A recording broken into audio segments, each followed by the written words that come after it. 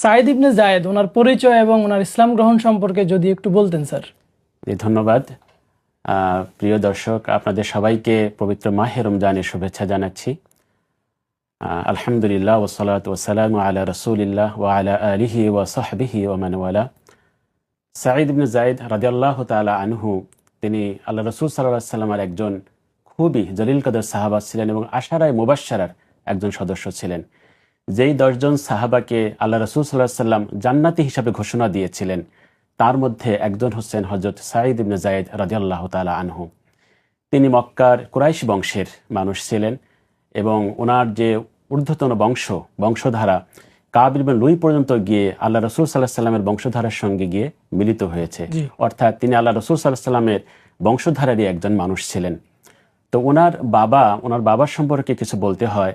তো ওনার বাবা যে যায়েদ ইবনে আমর, উনি অত্যন্ত ভালো মানুষ ছিলেন ওনার বাবা, এবং সত্য ধর্মকে খোঁজার জন্য উনি অনেক চেষ্টা করেছেন, অনেক কষ্ট করেছেন। মক্কায় যে কয়েকজন মানুষ দ্বীনে হানিফার উপরে প্রতিষ্ঠিত ছিলেন, সত্যনিষ্ঠ ইব্রাহিম আলাইহিস সালামের ধর্মের উপরে প্রতিষ্ঠিত ছিলেন, তার মধ্যে অন্যতম হচ্ছে যায়েদ ইবনে আমর, হযরত সাঈদ ইবনে যায়েদ রাদিয়াল্লাহু আনহুর পিতা। তো উনি সত্য ধর্মের উপরে প্রতিষ্ঠিত থাকার চেষ্টা করেছিলেন এবং উনি এতটা ভালো মানুষ ছিলেন যে যখন মক্কার কাফেররা তারা মূর্তি পূজার জন্য তাদের পশুগুলোকে নিয়ে যেত, মূর্তির সামনে পশুগুলোকে জবাই করত, বিভিন্ন রকম পূজা করত, উনি মনে খুব কষ্ট পেতেন। একবার ওনার বাবা কাবা ঘরের পাশে হেলান দিয়ে বলছেন, আল্লাহ, এরা আপনারই খায়, আপনারই জমিনে বিচরণ করে, অথচ এরা আপনাকে বাদ দিয়ে এই মূর্তিগুলোকে পূজা করছে, এই মূর্তিগুলোর সামনে কিভাবে পশুগুলোকে জবাই করছে। আল্লাহ পাক, এই দ্বীনে হানিফ ইব্রাহিম আলাইহিস সালামের ধর্মের উপর কি কেউ কি আর বেঁচে থাকলো না?